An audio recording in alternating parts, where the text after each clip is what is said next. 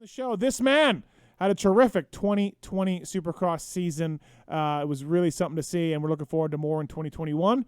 Team Tedder KTM's Martin Davalos. Marty, what's up, man? How you doing, Steve? I'm very happy to be on the show, man. It's been a while since we last talked. Yeah. But yeah, man, this COVID deal is kind of messing everybody up. Like I've been hiding away. I don't want to deal with it. I've been hiding away. So you didn't do outdoors this year, and normally, look, you haven't done a ton of outdoors in other stuff because you've been injured, but you've still been doing the work, right? Like so this year though there was no outdoors for you. What was that like? Did you how long did you go without riding, Marty?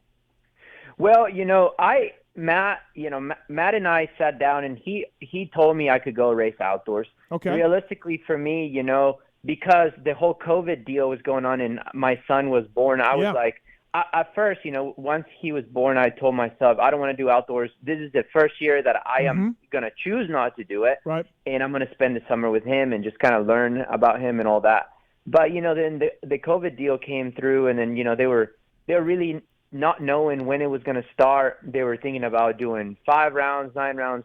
Then, it didn't make sense for me to really stress about it, So I decided just completely not to do it.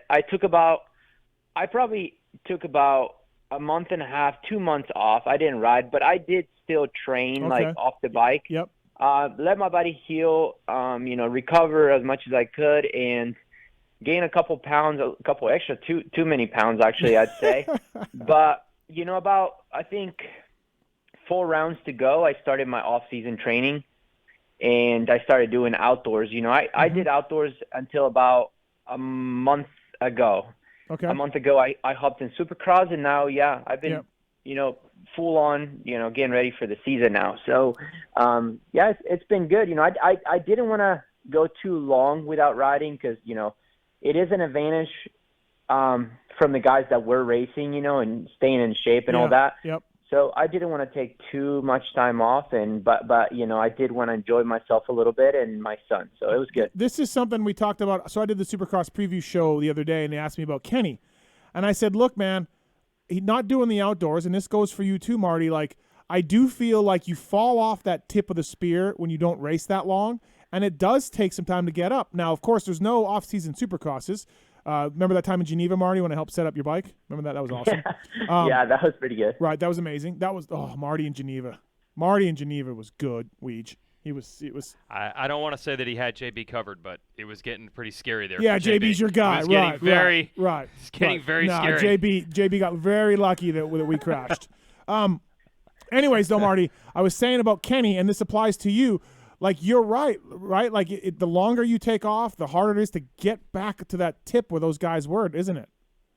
Yeah, definitely. But, and I could probably speak for Kenny a little bit. And, for me, my age, I am 33. A lot of people think that is not a big deal, but it is, racing every single weekend and outdoors is brutal. And, obviously Kenny, he's dealing with a lot of injuries, a lot of stuff that has bothered him throughout the years. And, taking some time off is really good for the body. I mean, it is a little bit of a disadvantage to sit on the couch a little bit and watch them, get in shape. But if you have enough time, if you have enough time to get ready for the season, I don't feel like it's a disadvantage.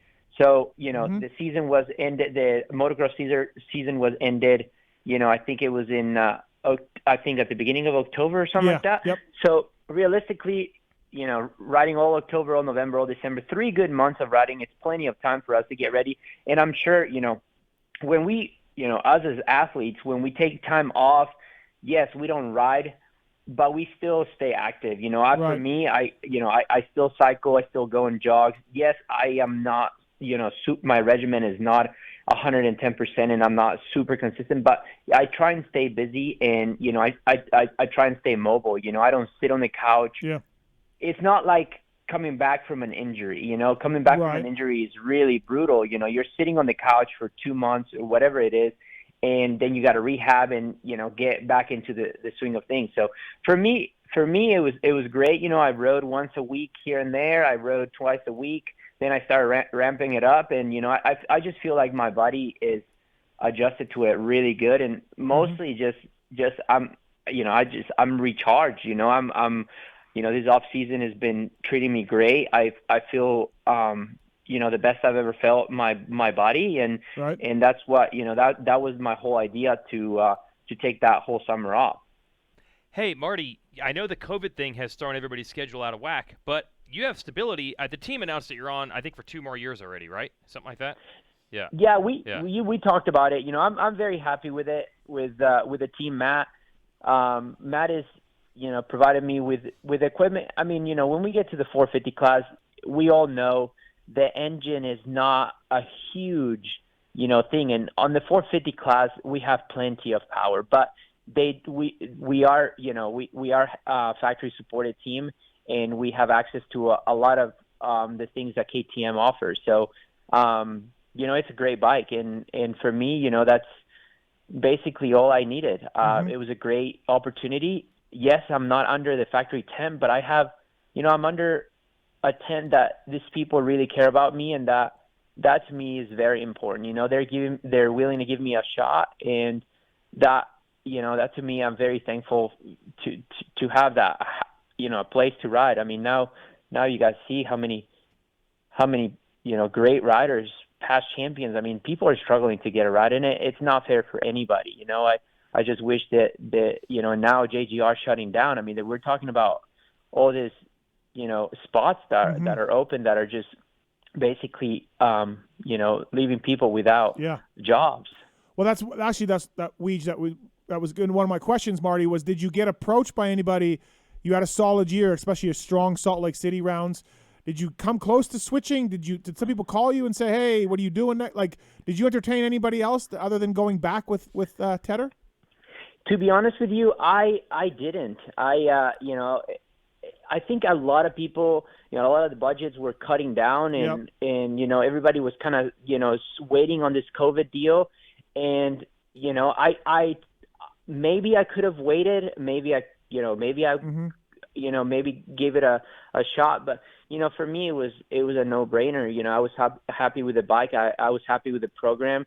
I think we all of us got along in the team, and they're there to help me achieve my goals, and it was just a no-brainer. So I decided to to continue the program, and just for me mostly is just it took me so long to get used to the motor, the riding on this motorcycle, and I just didn't want to switch manufacturers. Right. I didn't want to start getting used to another bike, another team, another program. So I just feel like having that, coming into this next year, the 2021, it's going to be a little easier to adjust.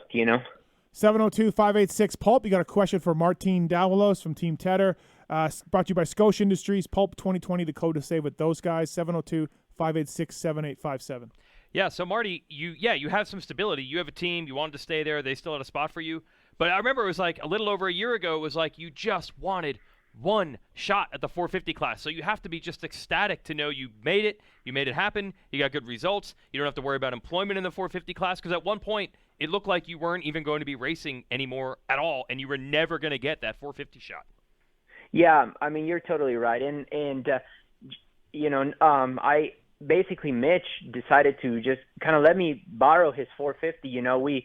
When you're a PC guy, you get a 450 just to do outdoors, and Mitch kind of let me borrow that bike to kind of start getting ready to do the Geneva, because I wanted to do that. And until then, there was nothing, and Geneva came, and I started talking to a Suzuki team, and then Matt approached me, and I was like, hey, if this is going to be a factory supported bike, there's no reason why. I don't mind being in another tent, as long as I have the equipment that I need, and we have access to testing and get the chassis the way I like, because for me it's important to set up this motorcycle the way I like to ride it. And I flew to California right before Geneva. I stayed there for a day. I rode the bike. I'm like, this motorcycle's got great potential, and it's a no-brainer. So I just went to Geneva and raced, came back, and I think we had a month and a half on the KTM before we went to A1. But For me, when I got back, the bike was super fast. They handled great. It was just it was very hard for me to go fast on the bike. It's hard to push this 450 and be aggressive on it compared to a 250F. You have so much power that it's just, it took me a while to get used to. Listen, Marty, there was one man who was always talking about you on a 450 outdoors on the Rockstar Husky team. You got a podium. You showed everybody. This past year, you almost got on the box. You were super fast at times. I feel so vindicated, Marty, by your 450 skills. I knew they would translate.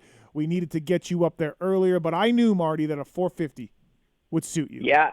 Hey, man, I had a great 2017 with the reason why I switched to Husky, at that point in my career is because I was supposed to transfer to the 450 a year earlier than I actually did. But they didn't let me. They wanted me to stay on the 250. But yeah, 2017 was great. I was able to show that I could ride that motorcycle. I podium, Unadilla and podium Washugo, and got third at Butts Creek before I had my ACL, the first moto. So yeah, I was translating, my the way I wanted to ride it. That motorcycle was fitting me great. And, I felt like that year was going to be the year that would open up some doors to somebody will give me a chance to do it. But yeah, nothing opened up for me, so it's a brutal sport. I'm very happy I have, Team Tedder behind me this year and, 2022 possibly. So, it's just stressful, man. These off seasons are stressful when you're trying to find a ride, and just knowing that you have that, it just makes it a lot easier on yourself. That's for sure. Listen, I know Brian at MTF there. He's a good guy. He works hard. I'm sure he works really good, but we got to get you back with Red Dog, Marty. Back with the big 1.5, the tutelage of the great Tim Ferry also. God, he could just turn Marty. Red Dog coaching you again. Hey, Red Dog and Evie are just like family to me. They've done, they've taken such a good care of me. Unfortunately, I came up here. My wife had a job. She finished her residency. She's a pediatric dentist, so I had to move up here, and it was just hard to make it work like that. But I still stay in touch with Red Dog. He's always going to be that guy for me, and I have so much respect for him and his family. That's for sure. Phenomenal. The things that Timmy can do for a guy. I gotta say, I don't even want to bring that one up, but that Dallas first turn crash. But before that, the heat race. That was about as good as I've seen anybody ride. Yeah. Tim Ferry tutelage was all coming together. It was all coming together. Thank you. I knew this. Guys, that year, we don't know how that year would have went, but I have never felt so good in riding a motorcycle. I just, from the moment we got there and we did press day, and from the first lap in practice, the bike was working so good. My fitness was to another level. I knew that I was going to win. I knew that there was nobody in better shape. And, it's just those things happen. Sometimes, it's out of your control, and it just catches you off guard, and that makes you a better person, I guess. But I guess it is what it is. Yeah. Is Dakota racing? Is his wrist better? Is he starting to ride again? What's the plans for Dakota? Well, I just talked to Dakota. He is planning on racing. He is, he's gone through hell with his wrist. Yes, he has. This poor guy is going through so many surgeries. But as far as I'm concerned, the last surgery they did, which it was about a month and a half or two ago, it came out to be a very positive thing. He was struggling with so much pain on his wrist, and he's taken it. It's actually feeling a lot. He just told me he feels like it's good. He's done a lot of therapy now. It's all about getting the strength back on his wrist, and he's going to start riding possibly. He set up in December sometime. So, okay. But he doesn't want to rush it. Right. His intentions are definitely to race, next year. We don't know if he's going to make it to the first round or if he's going to make it to the second or third. He's just taking it day by day. But You know, he sounds really positive, and Well, I good. have no doubt that he'll show up for sure. Well, good. Yeah, I like Dakota. Cool. Good. Yeah, good. Yeah. Good to hear he's hopefully getting fixed. Right. Martin Davalos on the show brought to you by Scotia Industries. Pulp 2020's a code to save. Is there a big difference, Marty, between your bike now and that Rockstar Husky that you rode those years over there? Like, is there a huge difference for you? Not really, but No. you know, I never rode it, you know, in Supercross. The engine, True, I'm pretty sure the engine is the same. I'd say pretty close to it. You know, I think it's just a matter of how do you want the power to be, you know, on the Supercross track, because you have so much power. I mean, you know, you're asking the bike to do so much with, you know, so much under you. And I mean, you know, if you gas it too much, you just lose control. I mean, sometimes you overshoot it. It's just, you end up cartwheeling across Anaheim Stadium. I mean, you guys saw that. I you know, it's impressive. The things I can do sometimes is impressive. Oh God! It's you know, and that's what I was telling you. Right. It's just it took me so long to get. You know, I feel like I was overriding the bike. I was riding it like a 250F at the beginning, and I was just kind of riding too hard. You know, and you know, sometimes you lose. You know, you lose traction, and once it hooks up, you know, you have so much power. That's what happened to me in that rhythm section. I lost, you know, traction, and it hooked up, and then I was in the air. I was like, Jesus, take the wheel. One of my favorite highlights all year long was that kid Adam Cianciarillo coming out fastest in every practice to start the year for 9 sessions in a row. Weege, I don't know what it was. 7 races or something crazy, something stupid. Yeah. And then the man who toppled him was Martin Davalos. And I wrote AC, and I said, Marty, all exclamation points. I texted him right after you set the fastest time. And he texted me right back and said, I'm not even mad. Marty rules. Adam didn't even care that his streak was over. He was happy, Marty, that you broke the streak.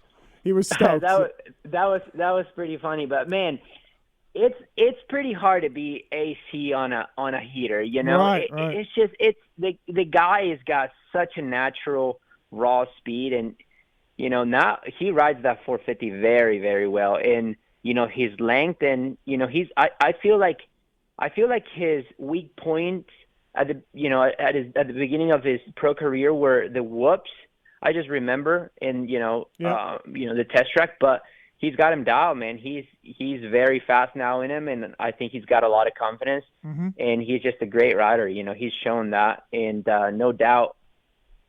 But it was fun. That you know, I couldn't believe it. I knew that, you know, we have big whoops. I know that I'm comfortable hitting them. Yeah. I like big whoops. I feel like it separates people, and I just felt good that weekend. I think we had two big sets in the Dragon. Two big sets, and it was good. Your second set, you were fast. They were gnarly, and you were fast through them. Hey, are you going to wear Thor again? That's the plan?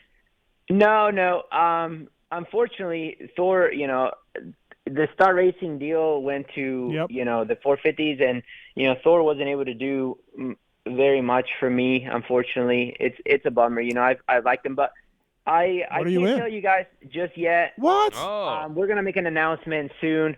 It's a great company. I'm very thrilled to be with them. Okay. You know, the deal is pretty much done, but we want to make it. You know, we want to make it official and good. I just don't want to throw a picture on the internet that. And you know, I've been testing gear and all that, so I just want to make sure I look decent. What about goggles? Can we tell us about goggles? Same thing. Well, same deal. Let me tell you something, Steve. I thought you guys are gonna hook me up with X-Brand, but never heard back. Oh, what? I thought you said you believed in Marty. I thought it was happening. Really? That's why I brought it up. You didn't bring it to the corporate boardroom. I brought it to the corporate boardroom. You did? Yeah. You don't have as much sway as you thought. We thought it was gonna happen, but we never heard back. Did you commit yet? Did you commit to somebody? Can we still are we still in negotiations here? We haven't committed to anybody just yet. Okay. We're still talking. Okay. Oh, okay. You know, I gotta get handled. I'm gonna make some phone calls. It's ridiculous. I was all on board with this. We're gonna try to make this happen. This would have been great. It would have been a great connection to have Steve and Marty united as one. I heard Marty's price. It was more than reasonable for such a talent like this man.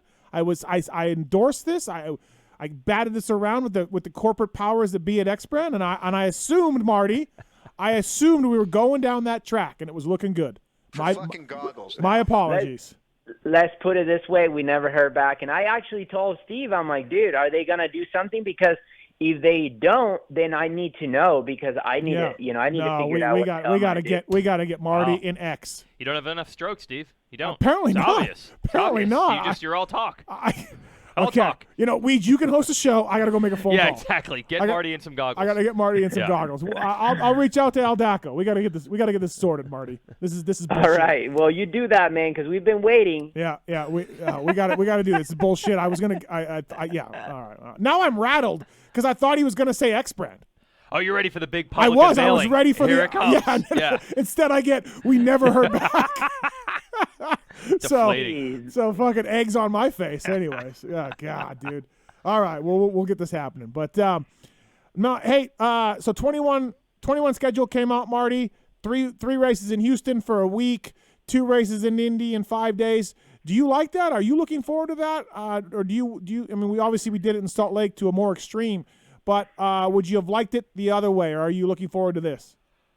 Well, to be honest with you, with everything that's happening, I think that this is the best I can do. And for me, I am gonna miss my family. That's my only downfall, and not having my wife and my kid come to the races. But at the end of the day, we go to we're gonna go to the city that we're gonna be racing at, and we're just gonna get it done.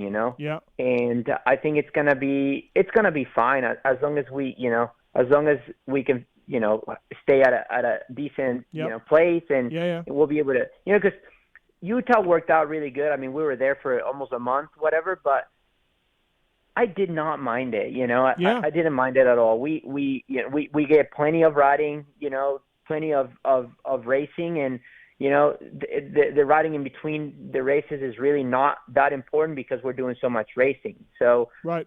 At the end of the day, to me, it's not going to bother me. I look forward to it. Like I said, my only downfall is just going to be missing my wife and my kid. That's the only thing. There won't be much riding in between the Indianapolis rounds, I have a feeling. No, might be kind of cold.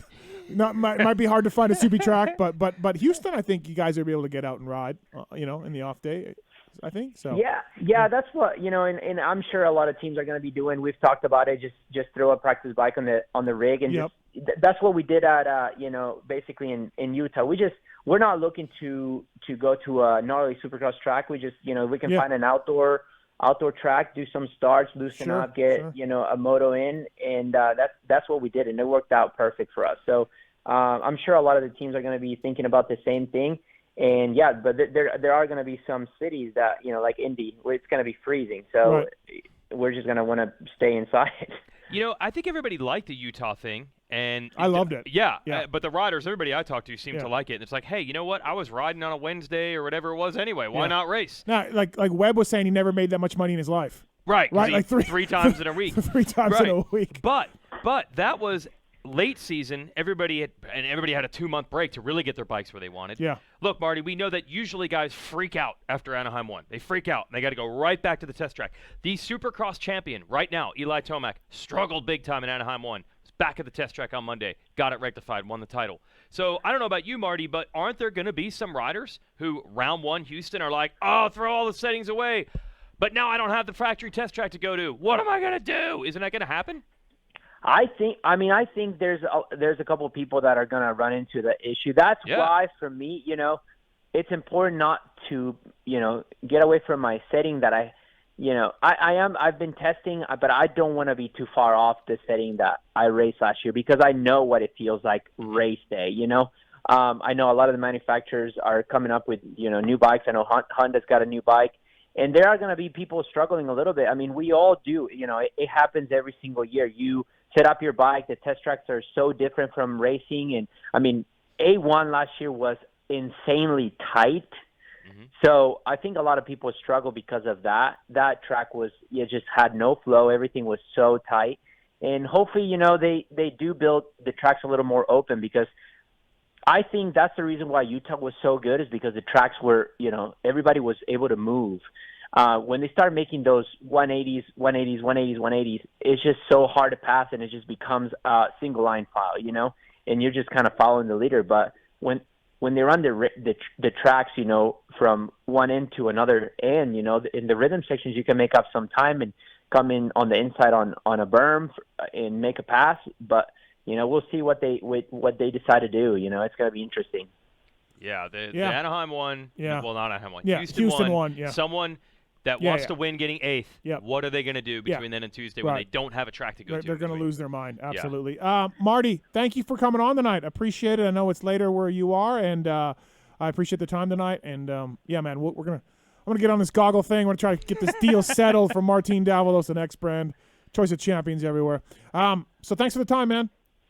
Thank you guys, and I appreciate it. And we'll see you guys soon. Okay. All right, Thank sounds you good. for having me. All right, that's Martin Davalos, everybody. Brought to you by Scotia. Marty, legend, 450 hero. If only you always said it. I always said it. You always said it. RC came on a few weeks ago. Marty's on the show now. They all come around. They all come around. Yep. I mean, there's one guy left, but at this point, if you got